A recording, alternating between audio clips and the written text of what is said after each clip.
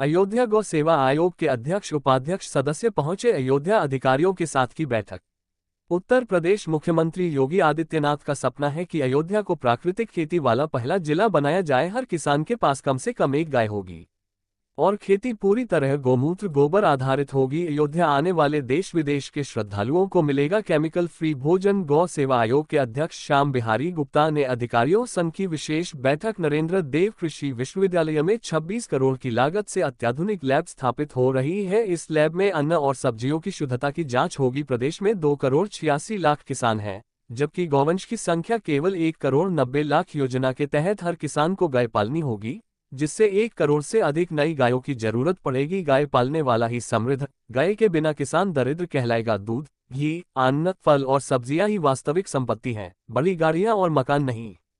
-1 12 सितंबर तक पूरे उत्तर प्रदेश में जो लगभग 7,500 के आसपास गौशालाएं चल रही हैं, उन सबको अलग अलग प्रभारी बनाए जा रहे हैं और गौशालाओं का विजिट होगा।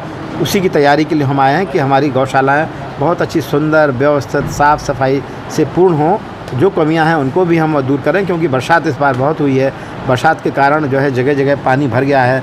हरे चारे में थोड़ी उत्पादन आई, कई लोगों को उस ज़्यादा पानी बरसने के कारण गायों के लिए चारे में परेशानी आई है। तो इन सबको लेते हुए आज हम लोग गए हैं। यहाँ का काम जो चल रहा है, प्रशासन का पूरा प्रयास है कि गौशाला अच्छी चले।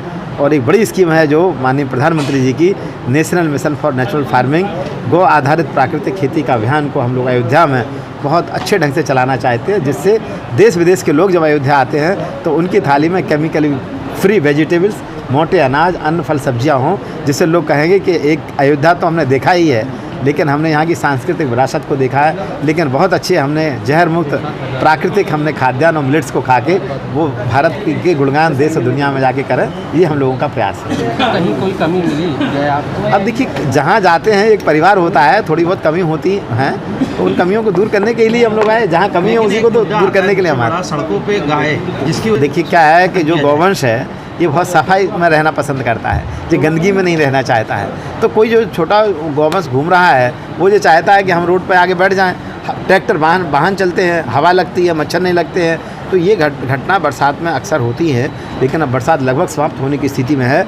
आज हम सारे अधिकारियों के साथ बैठ के ये सुनिश्चित करेंगे कि रोड पर कोई गौवंश हमारा ना रहे, कोई दुर्घटना का शिकार ना हो, कोई व्यक्ति वाहन में चलाने वाला भी, स्कूटर, मोटरसाइकिल, कार वाला भी दुर्घटना का शिकार ना हो, गाय भी हमारी क्षतिग्रस्त ना हो। इन सबको लेके आज हमारी अभी अधिकारियों के साथ में मीटिंग है। यदि वो कांग्रेस के बड़े नेता हैं तो कांग्रेस को तो कहने का कोई अधिकार ही नहीं है। इस देश में यदि गौवंश की दुर्गति हुई, किसान की दुर्गति हुई और गाँव की दुर्गति हुई, उसके पीछे जो अक्षम अपराध वो किया वो कांग्रेस वालों ने किया। इस देश में गाय नहीं कटती थी, यही कांग्रेस है जिसके कारण गाय कटना प्रारंभ हुई। जिस भारतीय जनता पार्टी की सरकार में कर्नाटक में गौवंश की सुरक्षा के लिए भारतीय जनता पार्टी काम कर रही थी, जिस दिन भारतीय जनता पार्टी की सरकार बदली उसी दिन से उन्होंने जश्न मनाया और कहा आज से कर्नाटक में गाय कटेंगी। कांग्रेस को तो चुल्लू भर पानी में डूब के मर जाना चाहिए। वो गाय के बारे में सब कहने का उनको अधिकार ही नहीं है। इस की बातें आ रही हैं। देखिए, आपको एक बहुत शुभ सूचना दे रहा है इस बात के लिए। हम लोगों ने, माननीय मुख्यमंत्री जी ने हम शासनादेश जारी किया है कि जो गौशाला हैं प्रधान नहीं चला पा रहे हैं, उन्हें दिक्कत आ रही है, क्योंकि चुनाव मोड में अब सरकार प्रधान आ गए हैं। तो ये गौशालाएँ महिला स्वयं सहायता समूहों को संचालित करने का काम दे दिया जाए, FPO को दे दी जाए, साधु संतों को दे दिया जाए। जो साधु संत गौ सेवा से जुड़े हैं, गाय पाल रहे हैं, जिनके आश्रमों में गाय के प्रति प्रेम और श्रद्धा और उनका पालन हो रहा है, ऐसे लोगों को गाय गौशाला सौंप दिया। यहाँ कुल मात्र 100 गौशाला हैं। हम ऐसे लोगों को छांट रहे हैं। आज हम लोग बैठक में चर्चा करने वाले हैं जिलाधिकारी महोदय से कि ऐसे सिलेक्टेड FPO, सिलेक्टेड महिला स्वयं सहायता समूह, ऐसे संत स्वयंसेवी संस्थाएं, उनको 100 गौशालाएँ सबको एक एक दे दी जाए और वहाँ पर अपना बच्चों का जन्मदिन मनाने के लिए, शादी की सालगिरह मनाने के लिए, माता पिता का श्राद्ध मनाने के लिए, इन सारी चीज़ों के लिए लोग गौशाला आएँ और गौशाला पर लगाए। गौशाला में जैसे अंदर प्रवेश करेंगे उनको तिलक लगा के उनका स्वागत किया जाए, वो हरा चारा गुड़ लेके आए। गौशाला को एक हमें टूरिज्म सेंटर बनाना है। गौशाला को आस्था, श्रद्धा, क्योंकि हम देखो भगवान को कभी लड्डू खिलाते हैं, भगवान ने लड्डू नहीं खाया है, हनुमान जी ने लड्डू खाया, लेकिन हनुमान जी का मुँह गाय का मुँह है। गाय को हम यदि लड्डू खिला देंगे तो हनुमान जी के पास पहुंच जाएगा। गाय को आप हरा चारा गुड़ खिला देंगे, वहाँ तक पहुंच जाएगा। कहीं मीडिया को भी गौशाला में नहीं जाने दिया जाता। ये अब हम लोग इस पर करने वाले हैं कि सारी गौशालाओं पे बोर्ड लगे हैं, वो सबका स्वागत किया जाए। ये हम लोग चर्चा करने वाले हैं। जहाँ कुछ अभी थोड़ी सी देखते हैं क्या होता था। देखिए, आप जैसे सकारात्मक मीडिया सभी नहीं है। आप अच्छा सोचते हैं, लेकिन जो भाजपा का विरोधी है, जो योगी मोदी विरोधी है, उसके पास केवल एक ही काम है, गौशाला में घुस जाना।